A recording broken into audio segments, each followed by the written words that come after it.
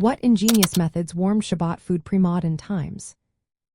Imagine a time before electric stoves and modern warming trays, yet families still enjoyed warm, hearty Shabbat meals. How did they do it? Let's uncover some clever ways they kept their food warm while respecting the laws of Shabbat. One common method was to place fully cooked food near the fire but not directly on it. They might set the dish on a counter next to the stove or fire, so the heat would gently warm the food without cooking it further.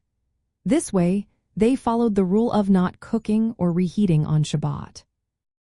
Another popular technique involved using a pot on top of another pot that was already on the fire. This is called kedera al-gev kedera. For example, a fully cooked stew could sit on a larger pot filled with hot water or another dish that had been cooking before Shabbat started. The indirect contact kept the food warm without breaking the laws. The blek is a metal sheet placed over the stove burners before Shabbat. Food could be placed on the blek or on pots resting on it. The blek diffuses the heat, making it clear that the food is being kept warm, not cooked. Sometimes, an overturned pan or sheet was used on the blek to further separate the food from direct heat. Some families used a hot water bath. They would put a pan of hot water on the blek or stove before Shabbat. On Shabbat, they would place the food on top of the hot water pan, avoiding direct contact. The hot water acted as a buffer, gently warming the food without cooking it. Another simple method was to keep the food close to the fire but not touching it. Dry, fully cooked foods could be warmed this way by the radiating heat.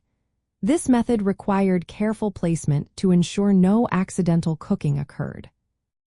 Many also prepared the heat source before Shabbat by setting the temperature and ensuring it was not adjusted during the day.